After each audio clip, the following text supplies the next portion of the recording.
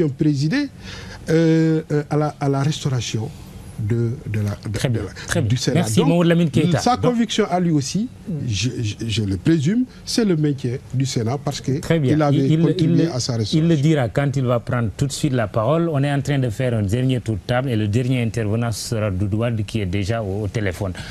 Monsieur Samba Diouldé Thiam, venant à vous, le président de la République et puis le Premier ministre, dans sa déclaration de politique générale, a parlé de la nécessité de stabiliser nos institutions. C'est parce que vous êtes peut-être parti du constat, sur la base, qu'il y a une instabilité de nos institutions. C'est bien ça. Et comment arriver à une stabilité? D'abord, je ferai observer que je suis en face de 3 acteurs, représentent la majorité.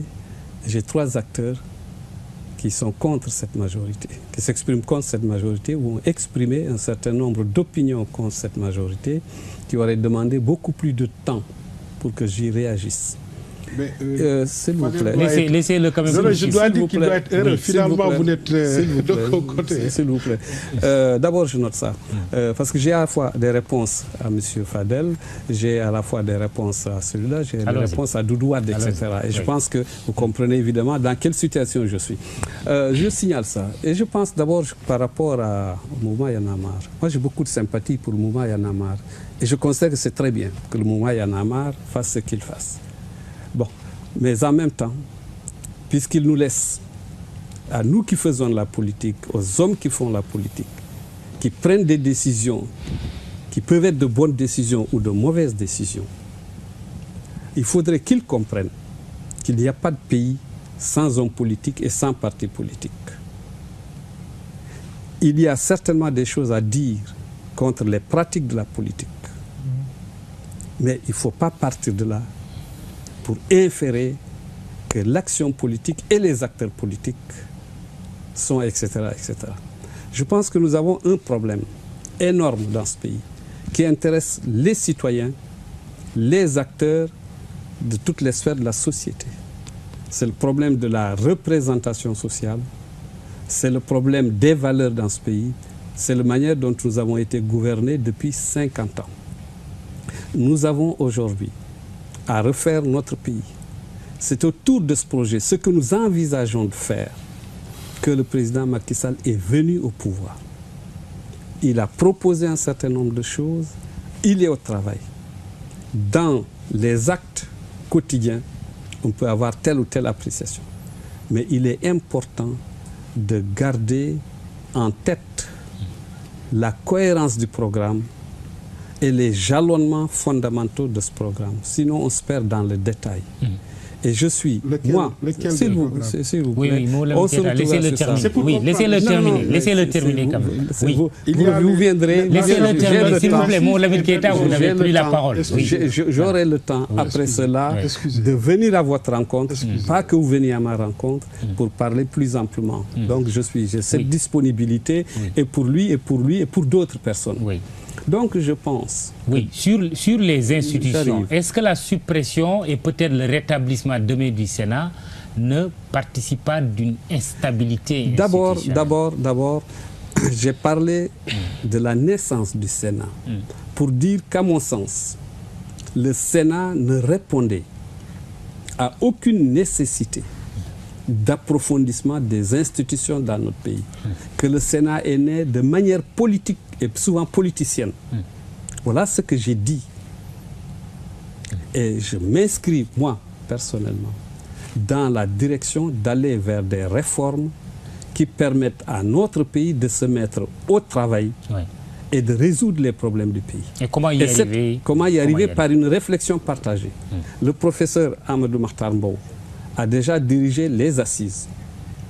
Et je pense que faut rendre hommage à cet homme, à son âge, à ce qu'il a apporté à notre pays, au symbole qu'il représente dans notre pays, pour simplement retenir que la désignation d'Amadou Mahtar Mbow, ce n'est pas un défi aux jeunes, mais c'est en même temps une reconnaissance à une contribution majeure d'une génération d'hommes et de femmes, mais surtout d'un ensemble d'acteurs qui ont fait de lui le président des Assises nationales. Ce n'est pas Macky qui l'a choisi pour présider des Assises.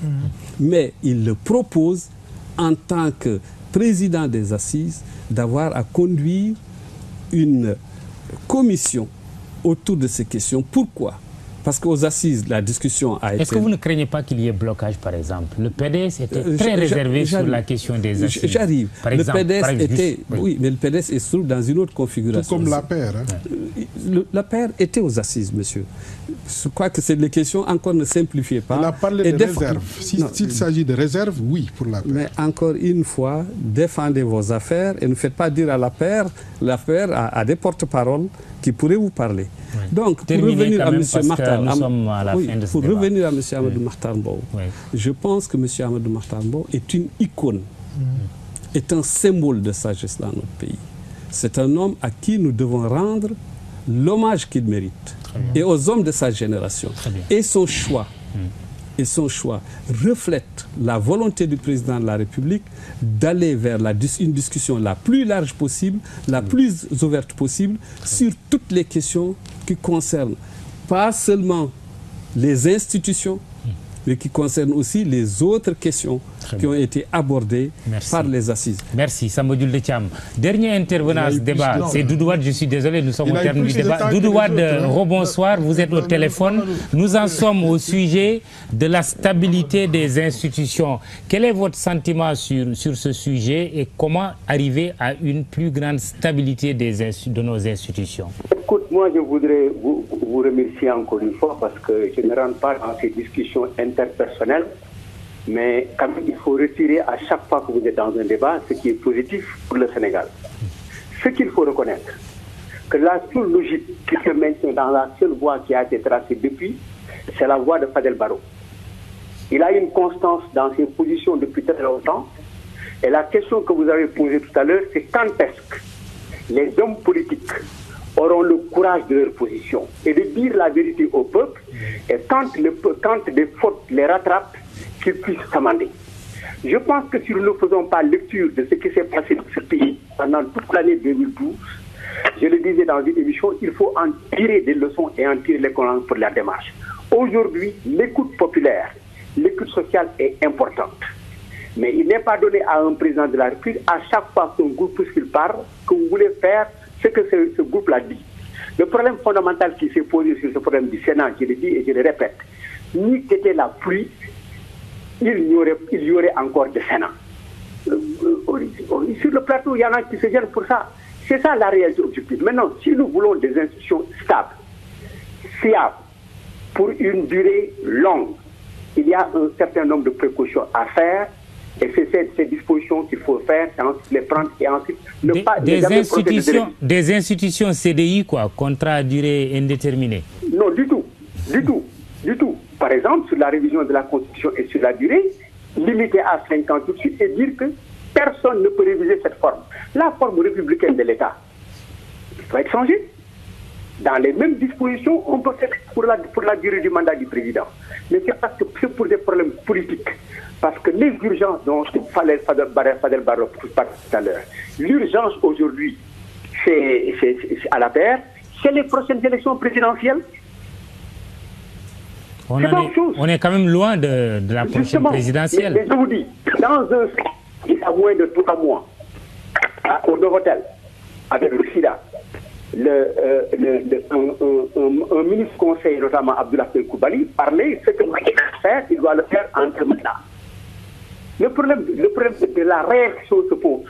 Et aujourd'hui, tout ce qui se fait, c'est à ce niveau. Je pense qu'il faut prendre les leçons du passé et revenir sur quoi. C'est quoi? Je suis d'accord sur l'organisation de regarder comment bâtir nos institutions. Cette commission convoquée par le président de la République, je n'ai pas de problème sur le choix de Mokhtar Mbow, parce que seul le président doit choisir.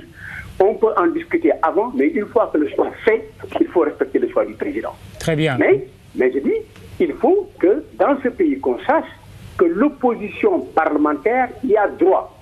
Ensuite, que le président de la République cesse de faire ses incursions dans la politique. J'ai entendu toujours tout à l'heure mon professeur Ismaël Madior, c'est sur la convocation du Sénat, mais la procédure aurait pu être bloquée hier si l'Assemblée nationale avait voté contre le projet. Alors, quel serait le décret de convocation du président de la République? C'est parce qu'effectivement, c'est du cas par cas.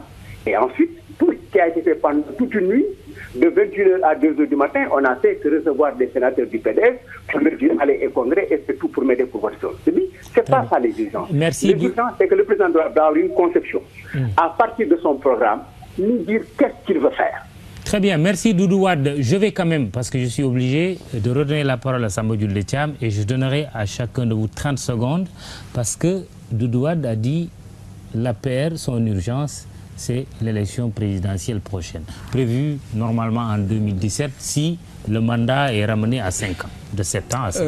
Rapidement, répondez à ça. Oui. Doudou Wade est dans la propagande politique et politicienne. Très bien. C'est votre réponse. Merci. Fadel Barro et puis Maud Lamine Keita. 30 secondes pour chacun. Deux choses. D'abord, nous ne sommes pas contre le choix du président Mbow. Moi, j'ai beaucoup d'admiration pour le président Mbow. Et personnellement, je suis passionné du plat Sénégal, de l'histoire du Sénégal. En tout cas, ce qui s'est passé de 58 à 66, jusqu'à ce que le plat rejoigne la majorité.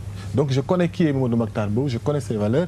Et c'est une des rares personnes que nous allons consulter souvent au niveau de Y'en a marre pour ce que nous faisons. Mais ce qu'on soulève, c'est de dire pourquoi forcément convoquer des icônes pour faire valoir des choses. Pourquoi ne pas compter sur l'intelligence, sur la ressource humaine sénégalaise? Varier, c'est ça la rupture, pour aller vers autre chose.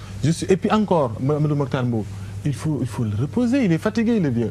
Moi, je le fréquente, je sais qu'il est fatigué. C'est en ce sens que je parle. L'autre chose, c'est de dire que le mouvement Y'en a marre n'est ni avec Macky Sall, ni contre Macky Sall. Comme nous n'étions pas avec Abdoulaye Wade, ni contre Abdoulaye Wade.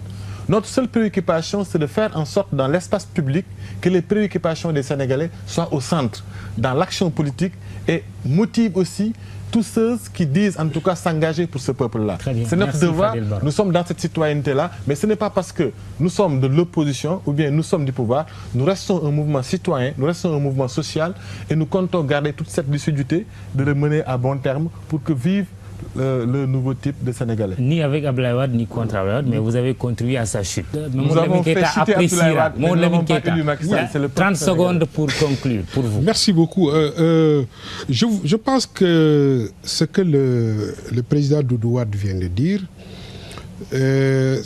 relative aux leçons que les acteurs politiques doivent tirer des événements successifs que nous avons connus en 2012, nous renvoie à une rupture quant à ce jeu de ruse avec le... C'est la leçon que vous tirez de votre chute, de votre perte du pouvoir. Exact. Et je pense que parce que vous avez pendant longtemps rusé. Non, je parle des hommes politiques de façon globale. Parce que je suis en train de noter qu'ils veulent ruser avec le peuple.